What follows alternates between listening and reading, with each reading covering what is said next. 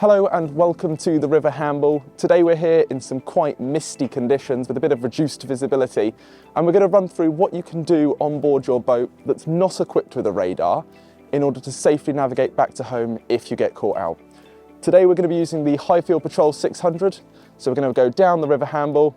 At the end of the River Hamble we'll come out onto the Solent and we're going to show you how you can use your boat effectively to safely get home. So on board this Highfield Patrol 600 we've got a suite of electronics and a compass here on the dash that's really going to help us in navigating in reduced visibility. Alongside that we've got our radar reflector, which is key to ensuring that the boat is visible to other vessels that are transmitting radar. We don't have a radar fitted on here, so we're going to show you a couple of key tips that will be useful aboard this boat when navigating down the river first of all. So whilst we always check the weather before we head out on the water, there are occasions where a mist or a fog might roll in and could catch you out. So that's the example we're going to be giving today. We're at anchor somewhere, some mist has rolled in, and now we need to get home safely. The first thing we're going to try and do is make ourselves as visible as possible to other people. And that's going to consist of three things today. So the first thing we're going to do is we're going to switch on our navigation lights here at the back. So we just come back here, hit the button, and they're now on. So in any time you're operating in reduced visibility, they're the first thing we're going to try and do. The second thing is we've got this radar reflector, which to other vessels is going to make us far more visible. People who are using radar, which anyone in reduced visibility with one fitted should be using. So that's fantastic. And the third thing we're going to be doing is at 2-minute intervals, we're going to be sounding a long blast of our horn. Now this means that other people audibly can hear us, which is great if there's someone else in a small boat like this also not equipped with radar. So that's making ourselves as visible as possible.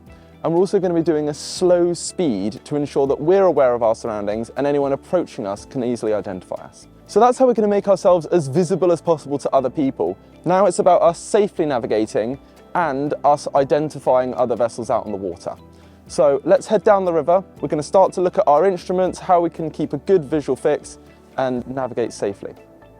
So now we're here on the river, still with our reduced visibility. It's key to keep the speed down so we can monitor other traffic coming towards us and away from us.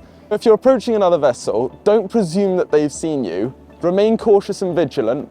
Even if you're the stand-on vessel, ensure that your speed's appropriate to be able to make avoiding action if you need it.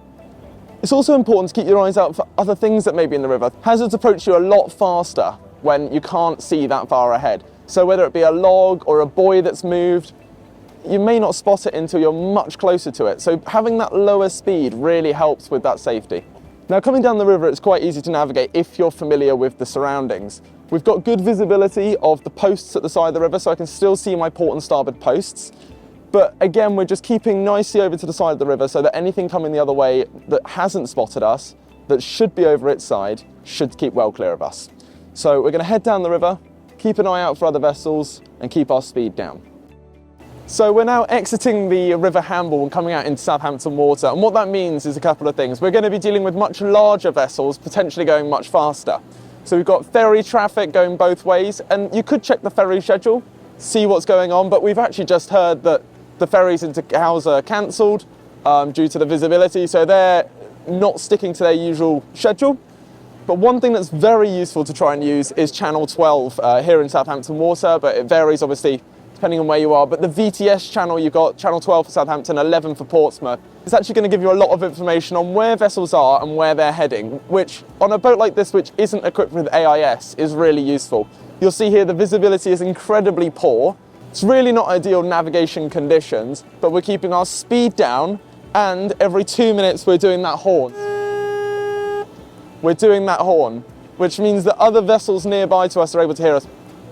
Now, as a small boat, we can stay outside the shipping channels, so that's straight away a good advantage of what we've got, and that's exactly what we're going to do. We're navigating over to Portsmouth, we're going to keep outside the shipping channels, we're going to keep our speed down, and we're using the plotter and our visual references as we go along to ensure that we know where we are. We've got our compass, which is giving us our heading, and ensuring that alongside the plotter and our visual references, everything is adding up. And actually that information coming from Channel 12 at the moment is really helpful.